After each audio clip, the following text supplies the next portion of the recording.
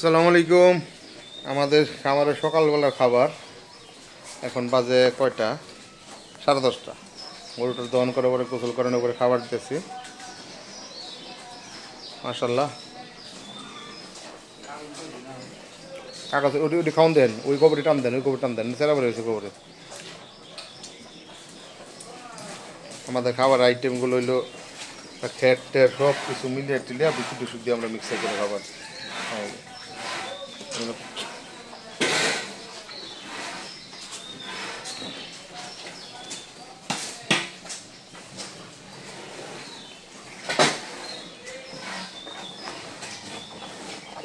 মাশাল্লাহ, খাও খাও।